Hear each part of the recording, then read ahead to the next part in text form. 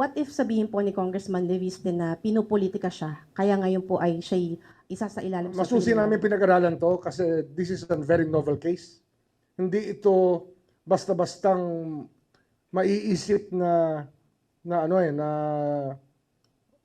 dapat gawin. Pero pag pinag-aralan mo yung nangyari sa ating energy sector sa Pilipinas, talaga nag-suffer tayo sa ginawa nila.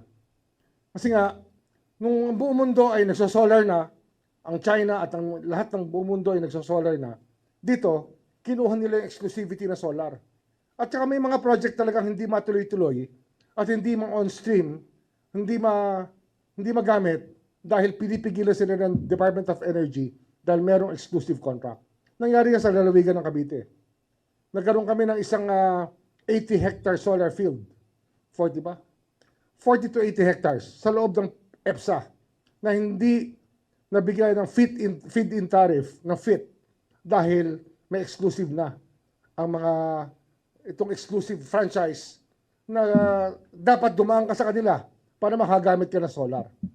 Isipin nyo yun, para makagamit ka ng araw, magpapaalam ka sa kanila.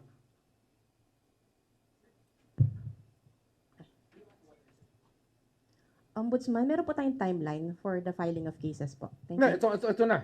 Okay. Napirmahan ko na yung information.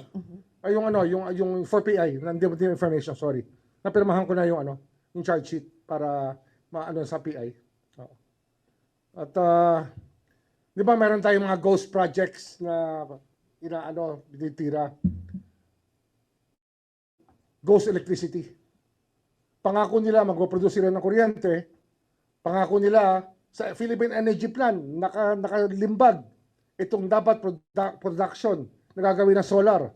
Pero hindi nila ginawa. Binenta lang, kumita lang ng pera, pero hindi nila ginawa. Kung meron silang ginawa, kakaunti, kakarampot. Hindi kagaya ng pinangako nila na gagawin nila.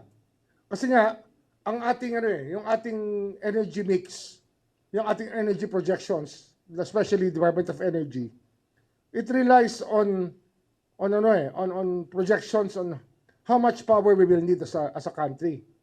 So, ang mix dyan, meron dyan na generated ng thermal plants, natural gas plants, diesel plants, coal plants, kasama solar. Yung solar hindi dumating. So, kaya ang taas-taas ng presyo ng kuryente natin, isang dahilan yan. Of course, dito sa Manila, ibang usapan naman yung taas ng presyo ng kuryente. Kagaya na sabi ng Pangulo, itong systems loss ay isang dahilan kung ba't mataas ang kuryente natin. Pero itong solar na to, na dapat pinroduce at in-accomplish ni Leviste sa kanyang pagkakuha ng prangkisa, ay hindi, naging ghost electricity. Kuryenteng hindi talaga kuryente. Nakuryente lang tayo, ika nga.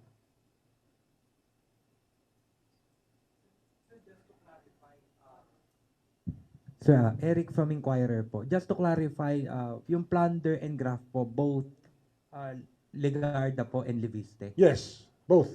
Both. Then, sir, may amount po ba tayo? How much amount yung involved dun po sa mga contract? 10 billion. 10 billion. Thank you po. 10 billion. Pero bukod pa yan sa projected na damage talaga sa atin. Hindi, yung 10 billion, yun lang yung sa contract lang yan no? Pero yung nawala sa atin ay hundreds of billions sa ating mga Pilipino.